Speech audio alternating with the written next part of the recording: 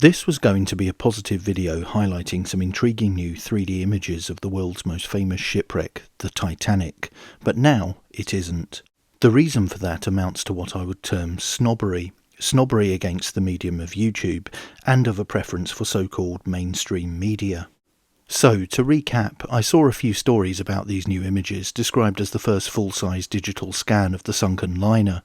They show the stricken Titanic 3,800 metres or 12,500 feet at the bottom of the Atlantic and were created using deep-sea mapping technology, but you won't see them here, I'm afraid. Over the course of running this channel, I have covered previous similar stories about the Titanic and used, with permission, images and B-roll video that illustrate these.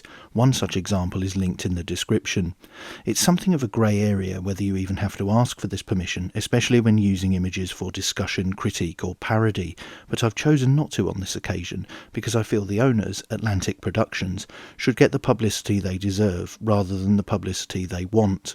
Let me explain the situation. I emailed the company that has freely spoken to or syndicated to media outlets large and small across the planet to inquire as to any more information on them and whether they would be able to supply any more images or footage. This is for the purposes of news reporting, as this channel covers both news and features relating to historical events and discoveries. The conversation went as follows. Me: Hi there, I'm a journalist and filmmaker and edit the Hidden History channel on YouTube. I read your release dated 17th of May with interest and would like to cover this on the channel. Is there a longer press release and images/B-roll I can use for this purpose? Many thanks. A reply from someone called Mark Jones arrived shortly after.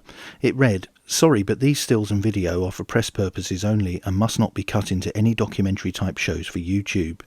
Leaving aside the fact that they've appeared online, not just in press, across the world, I went back to Mr. Jones. Me: Thanks for coming back to me. This is not for documentary purposes but news reporting, as has been covered on a variety of outlets over the last 2 days. The channel covers history news as well as features. This would fall squarely into the former category. Mr. Jones replied, "Sorry, but we are centering the promotion around international mainstream media. Thanks for inquiring, but unfortunately it's a no, sorry." Finally, I replied, "Are you able to explain why? As I said, I carry history news and have featured previous similar stories involving undersea images of Titanic. What criteria do you use to determine what outlets are legitimate news gatherers and which are not?" Perhaps unsurprisingly, at the time of posting this video, I have not received a response to this final email.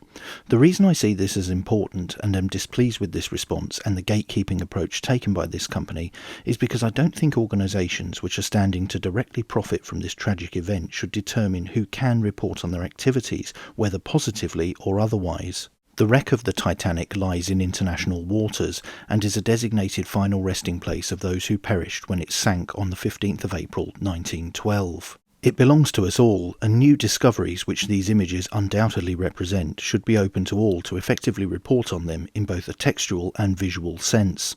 But what do you think? Let me know in the comments below, and don't forget to like, share, and most importantly subscribe. And you can also support the channel on Subscribestar via the link in the description. Thanks for watching. Bye for now.